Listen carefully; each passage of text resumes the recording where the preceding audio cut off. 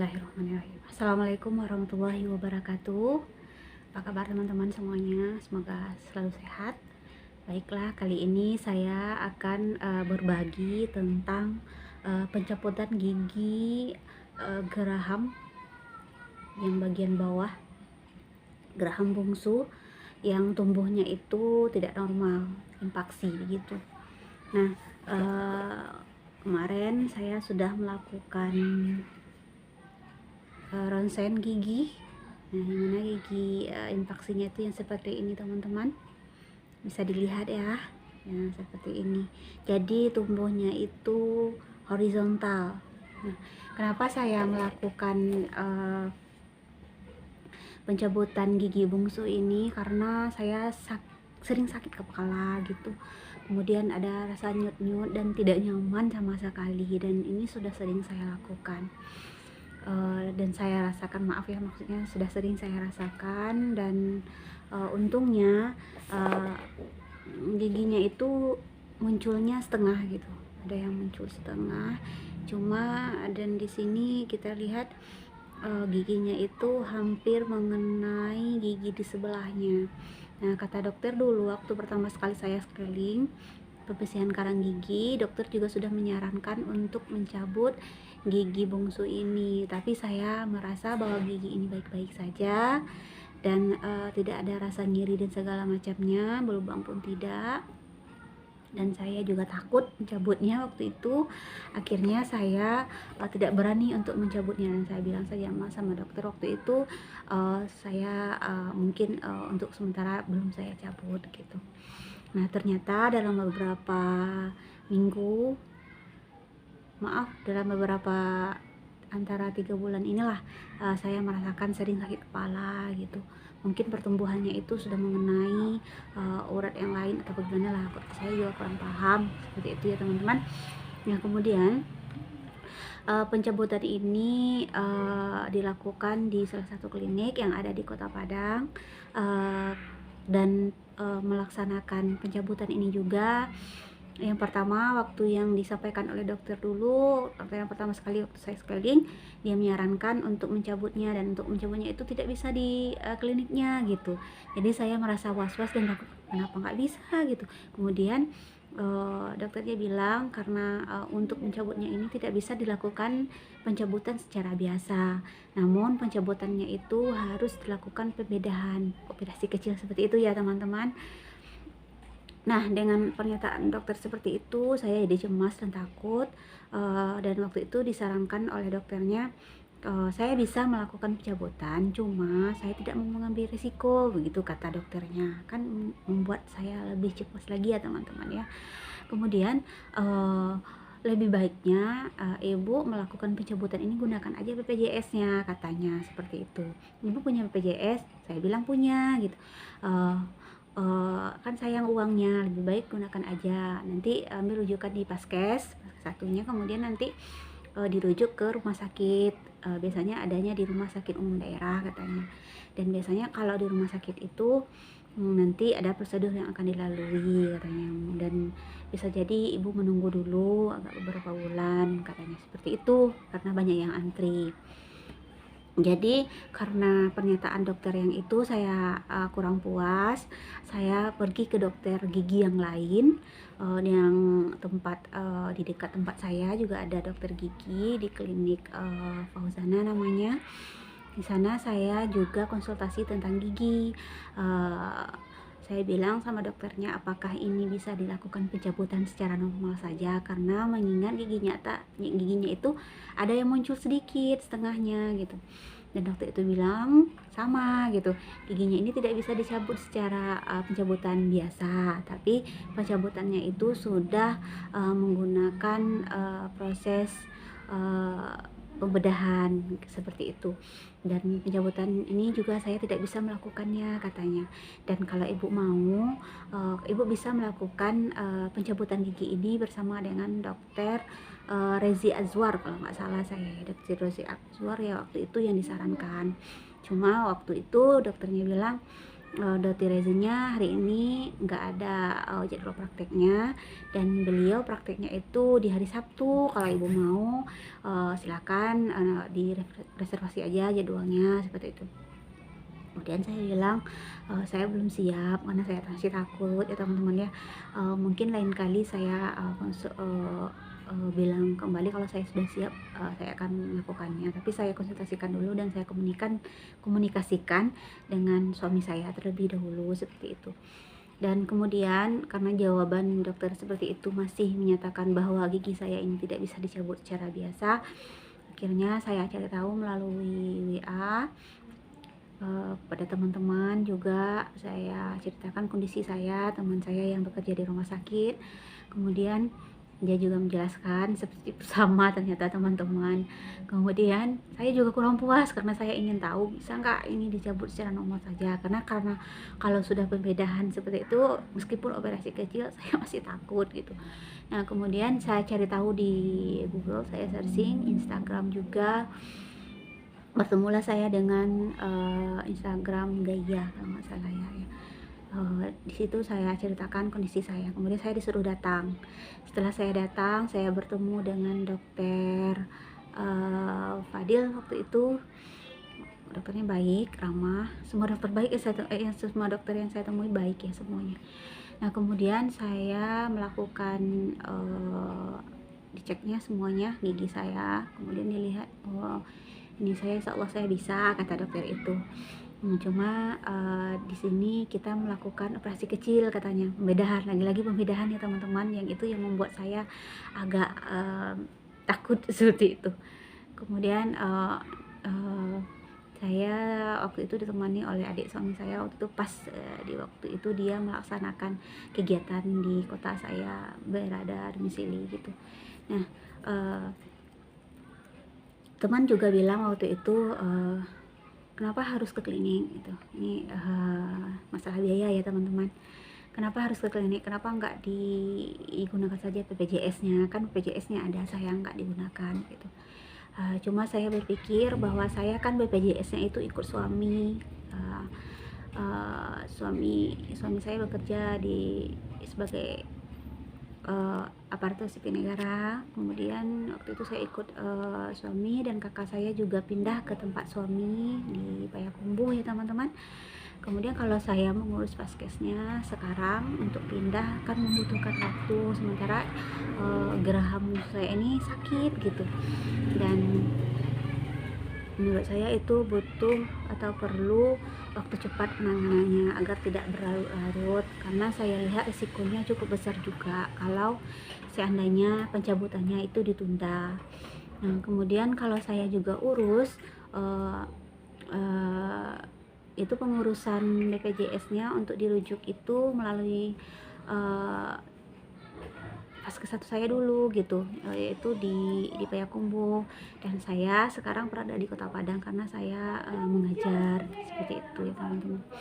Jadi saya mengambil kesimpulan saya akan melakukan pencabutan gigi di sini saja, seperti itu ya teman-teman. Untuk biaya pencabutan gigi geraham bungsu bagian bawah itu berbeda-beda ya setiap klinik, karena ada lebih dari 3 klinik yang saya berkonsultasi terkait dengan pencabutannya dan disampaikan biayanya. Yang pertama itu ada yang 2 sampai 2,5 juta, ada yang 1,7 juta. Dan tempat saya mencabut gigi ini tempat biasa saya melakukan perawatan gigi di sana. Itu biayanya kemarin alhamdulillah tidak semahal yang tempat klinik yang lain, itu sekitar 1 juta, seperti itu. Nah sebenarnya di tempat klinik saya itu bisa menggunakan BPJS juga, cuma karena saya di luar kota dan kata dokternya nggak bisa gitu, harus pindah dulu paskesnya. Nah selanjutnya waktu di Gaya tadi, di klinik Gaya, saya disarankan oleh dokternya untuk melakukan ronsen gigi. Nah saya melakukan ronsen gigi itu di sini di Paramita nih, Paramita Ini teman-teman, ini kliniknya apa namanya ya, klinik utamanya ini, klinik utama Pramita ini bagus sekali pelayanannya. Pas mulai datang disambut dengan baik sekali, dan tempatnya juga bersih. Para perawatnya juga baik gitu, perawat atau asistennya saya lupa. Yang penting orang yang ada di dalam itu ramah-ramah. Dan untuk biaya untuk resep gigi di Paramita di Kota Padang, Sumatera Barat ya Bapak Ibu, teman-teman, maaf teman-teman ya. Ini harganya untuk panoramik ya, harganya 310.000 dan itu waktu menunggunya tidak lama, entah karena waktu itu belum terlalu siang dan orang belum terlalu ramai. Jadi saya menunggu lebih kurang sekitar 10 menit, kira-kira 10 menit. Mulai dari pendaftaran, pemanggilan nama untuk melakukan ronsennya, kemudian menunggu hasil kira-kira 10 menit. Nah, dalam untuk mencabut gigi ini saya masih bingung waktu itu mau di mana gitu. Dan waktu saya mencabutnya itu, saya tahu harganya, tentu saya memilih harga yang terjangkau dan pelayanannya juga baik, kemudian lokasinya dekat dengan saya. Mungkin ini bisa jadi patokan untuk teman-teman yang mau mencabut gigi bungsu geraham paling bawah ya, atau di atas, atau gigi impaksi, pokoknya seperti itu. Nah, setelah saya melakukan menimbang selama 1 malam teman-teman, saya konsultasi sama suami saya waktu itu, karena kami LDM ya, kami meskipun kami sudah berkeluarga, sudah menikah, tapi kami masih berjarak seperti itu. Dan saya konsultasi sama suami saya, bagaimana kalau saya nggak jadi aja cabut giginya, saya takut, saya bilang seperti itu. Suami bilang jangan, lebih baik dicabut, nanti resikonya lebih besar dibandingkan menahannya seperti ini, katanya seperti itu. Akhirnya saya nurut sama suami, saya beranikan pergi ke klinik Fauzana kembali untuk reservasi jadwal. Nah, jadwal saya waktu itu ditetapkan tanggal 3 Desember 2022, hari Sabtu jam 5. Nah, keesokan harinya jam 5 itu saya datang. Sebelum saya datang, saya siapkan diri dulu, saya nonton YouTube dan segala macamnya untuk mendapatkan informasi terkait dengan pencabutan gigi impaksi dengan metode bedah operasi kecil seperti itu. Tanya di sana kita harus makan dulu. Jadi saya makan kenyang-kenyang. Setelah saya makan kenyang, baru saya pergi ke klinik gitu. Saya bawa minum satu. Kemudian ketika setelah saya dipanggil, saya masuk ke ruangan dan dokternya baik sekali menyambut saya dengan sangat welcome gitu, dan saya juga senang. Nah, pas waktu saya di ronsen, ternyata ronsen saya itu nggak normal teman-teman, karena saya takut gitu, jadi tinggi gitu tensinya. Dan dokternya bilang, ibu jangan cemas, nggak apa-apa kok, nanti pas pencabutan nggak terasa gitu, kata dokternya. Cuman waktu itu saya tanya, dok sakit nggak gitu, kata dokter enggak, yang sakit itu pas disuntik aja, sakit sedikit, kata dokter itu. Kemudian saya ditenangkan, diajak bicara waktu itu tentang pekerjaan saya apa, di sini dengan siapa, dan segala macamnya. Dan saya tenang, saya ditidurkan dan di ronsen kembali, dan dicek kembali, dan alhamdulillah normal. Akhirnya dilakukan suntik bius ya teman-teman. Suntiknya itu ada 2. Saya nggak tanya yang satu itu suntik apa, yang saya lihat itu suntiknya ada 2. Dokternya bilang, maaf ya bu, maaf ya kak, ini agak sakit sedikit, katanya. Lalu disuntikkan di sebelah sini rasanya, kalau nggak salah. Rasanya itu waktu disuntik itu nyeri gitu sedikit, tapi masih bisa ketahan teman-teman. Teman-teman jangan takut, masih bisa ketahan rasa sakitnya pas disuntik gitu. rasa disuntik itu dalam sekali, perasaan saya entah memang benar adanya gitu. Kemudian sudah disuntik, diambil lagi suntik yang kedua yang bentuknya itu agak panjang, berbeda dengan suntik yang pertama tadi. Lalu disuntikkan pula bagian dalamnya, mungkin rasa-rasanya itu disuntikkan ke apa namanya ini, pokoknya yang dekat gigi kita yang mau dicabut itu teman-teman. Kemudian setelah disuntik beberapa menit, dokternya bilang gimana rasanya katanya.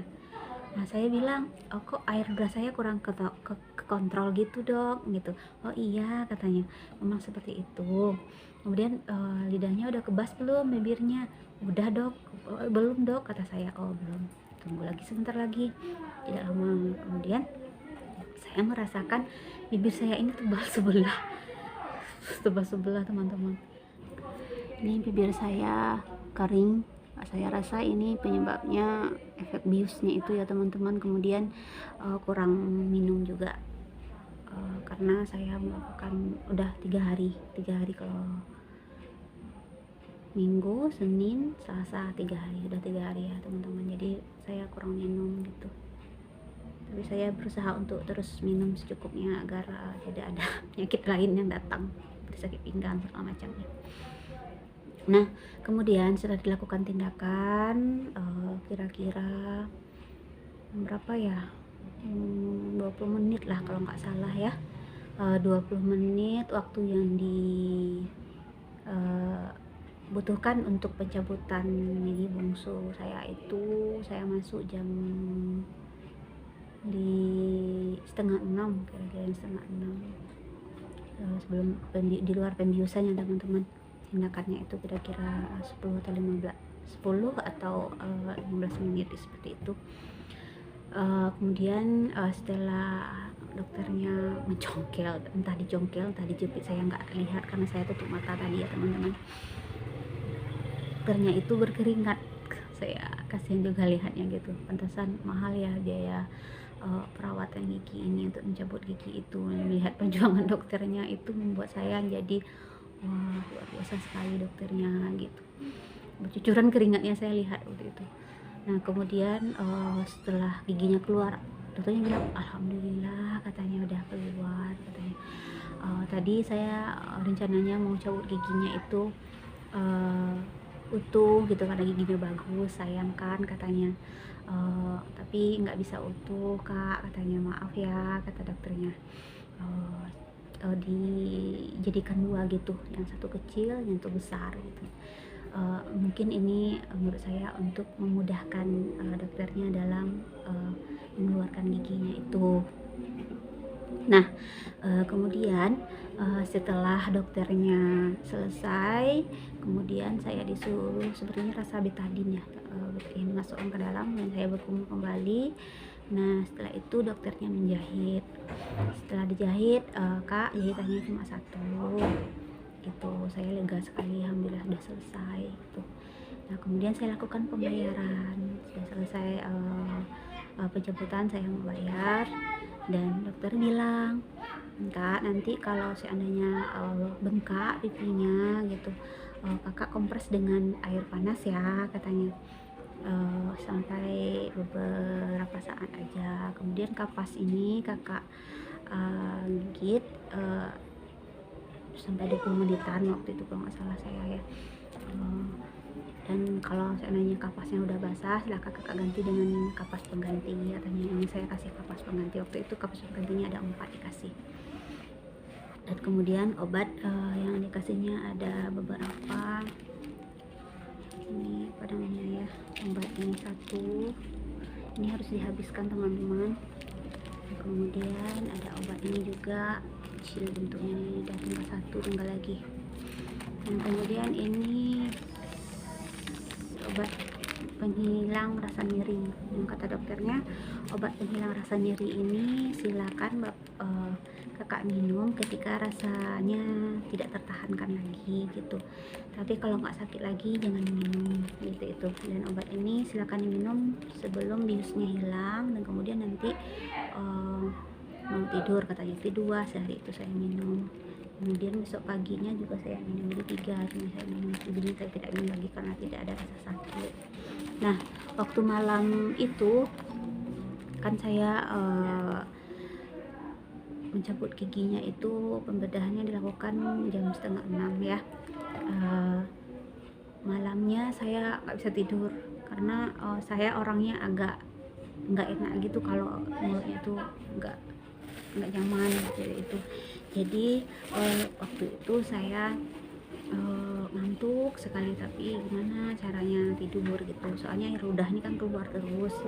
Jadi cara saya untuk mengeluarkan air ludah itu, saya nggak pernah nelannya, kata dokter ditelan juga nggak apa-apa gitu, tapi karena masih ada darahnya saya agak nggak nyaman, jadi saya meludahnya seperti ini aja teman-teman. Gitu aja, jadi nggak kayak gitu, karena itu nggak boleh kata dokter untuk 12 jam pertama udah kayak gini aja. Jadi saya menghabiskan tisu ini hampir habis semuanya semalam gitu.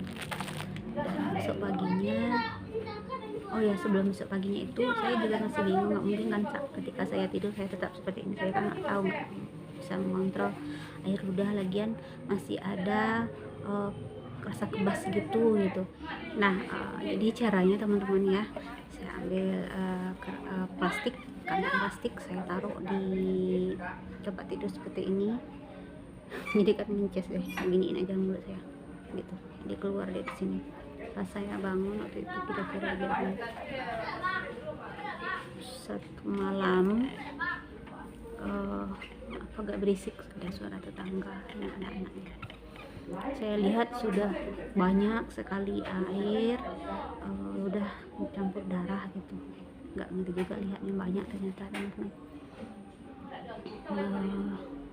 Saya lihat tisu semakin sedikit, saya ingin cepat sekali malam itu berlalu, ingin cepat-cepat pagi dan saya harus pergi ke klinik gitu. Pas malam itu saya kepikiran suami saya, gimana kalau suami saya ada di sini, jadi saya bisa minta bantu beli ini itu gitu.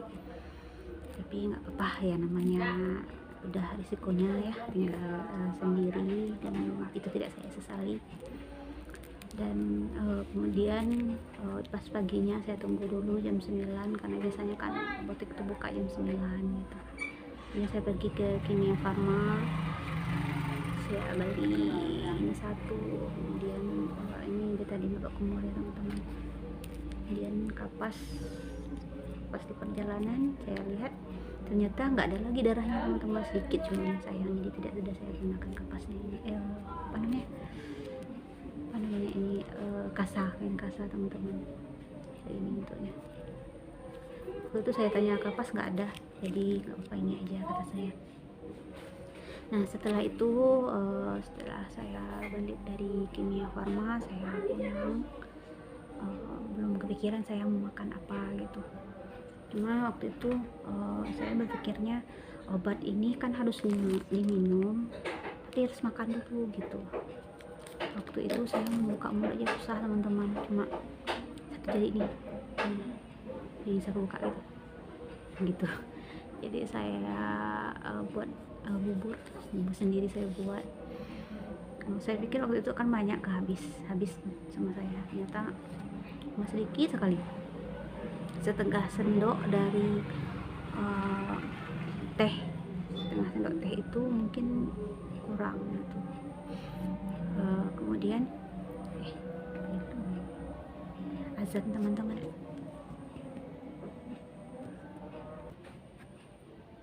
Baik, kita lanjutkan ya teman-teman. Tadi sampai di mana ya?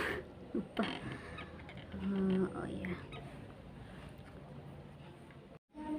Nah cara makannya itu sebelah kanan kan nggak apa-apa giginya, jadi saya makan pakai sendok agak susah gitu, soalnya kan mulut buka sedikit, jadi saya ambilnya dengan tangan. Nasi kecil mungkin sebesar ibu besar ya, tunjuk ini kayak gini, dengan tangan saya sudah pelan-pelan teman-teman, saking menjaganya saya takut ini kenapa nanti. Nah, saya telan, saya minum air mungkin hanya 3 kali lah seperti itu. Kemudian saya minum obat, kemudian saya istirahat. Pas setelah saya istirahat, alhamdulillah udah mulai baik. Saya sangat mengagumi ciptaan Allah ya. Barusan kemarin malam, sorry atau malam ya, malam gigi saya dibuka. Esok harinya itu saya hanya selang 1 hari udah mulai bisa saya buka mulut gitu. Tapi sekarang masih ya teman-teman, kalau buka mulut terlalu lebar masih terasa agak sakit gitu. Nah kemudian saya banyak istirahat. Nah ini mungkin ada beberapa tips yang mungkin yang bisa bagikan kepada teman-teman. Untuk teman-teman yang mau membuka gigi geraham bungsu yang infeksi itu silakan, jangan takut gitu. Tidak seperti saya udah sakit dulu kepalanya segala macamnya, baru pergi ke dokter untuk konsultasi. Sebaiknya itu dilakukan sedini mungkin gitu. Kalau seandainya nggak sakit, nggak terasa nyeri dan sakit kepala, mungkin saya tidak akan pergi gitu. Jadi saya minta kepada teman-teman kan, sebaiknya memang lebih awal konsultasi ke dokter giginya. Nah ternyata gigi ini mahal kok teman-teman gitu, kita harus menjaga dan merawatnya. Dan tips saya kepada teman-teman, sebaiknya sebelum teman melakukan bedah gigi, baik melalui PJS apapun atau mandiri, sebaiknya teman-teman siapkan ini ya teman-teman, betadine ini sebelum melakukan tindakan. Siapkan ini dulu karena ini nggak dikasih teman-teman, nggak dikasih, jadi kita sendiri yang menyiapkannya. Kemudian tambahan kain kasa, dapat ada kapas juga. Nanti dipotong aja kan kasa ini, masukkan kapas ke dalam untuk menambah kapas yang diberikan oleh dokter, karena kapas itu nggak cukup gitu. Kemudian yang perlu juga disiapkan adalah tisu, mungkin dua ini cukup biar nggak seperti saya lagi. Nah kemudian untuk ronsen sendiri, silakan teman-teman cari tempat yang mungkin harganya lebih bersahabat gitu, atau rekomendasi dokter teman-teman juga boleh. Nah selanjutnya yang mungkin yang perlu teman-teman siapkan adalah kesehatan, karena kita tidak boleh sakit teman-teman. Kalau giginya sakit, dalam keadaan sakit atau tubuhnya lagi tidak fit, dokter tidak akan mau melakukan tindakan pencabutan gitu. Kemudian yang perempuan nggak boleh dalam keadaan haid gitu, mungkin ada penyebabnya sebagainya, saya juga tidak tahu. Jadi waktu itu saya cuma ditanya sama dokter nggak boleh dalam keadaan haid gitu. Nah kemudian yang perlu sekali disiapkan yaitu mental tadi, yang kesehatan gitu. Kita nggak boleh takut, nggak boleh grogi gitu. Pasang aja niatnya karena Allah gitu, untuk kesehatan diri gitu, seperti itu ya teman-teman. Nah kemudian untuk masalah biaya, yang bisa menggunakan BPJS nggak apa-apa, gunakan BPJS-nya. Cuma dokter bilang kalau di rumah sakit biasanya prosedurnya agak lama gitu. Dan kemudian kalau bapak ibu menggunakan jalur mandiri bayar pribadi, sebaiknya konsultasikan berapa biayanya. Jangan sampai ketika membayar nanti bengkak gitu kan, tidak sesuai budget yang kita punya. Sebaiknya tanya dulu harganya berapa gitu. Dokter itu akan transparan menyebutkan berapa biayanya kok. Nah kemudian kalau sudah disebutkan biayanya sekian, nanti bapak ibu harus siapkan juga uang lebih gitu, karena tahu di pertengahan ternyata kita butuh lebih itu, seperti itu teman-teman. Nah selanjutnya untuk perawatan, bapak ibu juga butuh yang bekerja, juga butuh waktu minimal 3 hari lah untuk istirahat di rumah. Kalau dapat nggak usah terlalu banyak bicara gitu, karena akan mempengaruhi proses penyembuhannya. Nah kemudian juga banyak istirahat di rumah, seperti itu. Dan untuk teman-teman yang mau membuka gigi geraham bungsunya, tetap semangat ya, dan jangan takut, dan bapak ibu bisa, teman-teman bisa kok melaluinya, seperti itu. dan saya doakan semoga teman-teman bisa melalui ini dengan baik. Nah, satu lagi mungkin dari saya, ini pelajaran untuk kita ya sebagai orang tua, karena saya juga sudah punya anak satu yang perempuan masih di TK sekarang. Saya wanti-wanti sekali untuk selalu merawat giginya gitu, dan itu sangat sangat penting merawat gigi, karena gigi itu segala-galanya gitu. Bukan berarti tanpa gigi orang tidak bisa hidup gitu, tapi itu penting sekali menurut saya.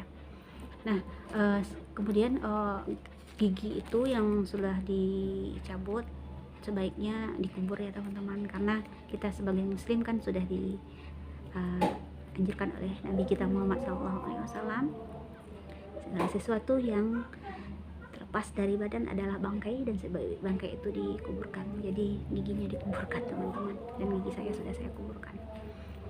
Mungkin hanya itu dari saya, berbagi pengalaman, dan semoga bermanfaat. Assalamualaikum warahmatullahi wabarakatuh. Oh ya, saya dapat kabar gembira dari suami saya waktu malam sebelum saya melakukan pencabutan. Tadi kirim foto, saya senang sekali. Itu buat saya tambah semangat.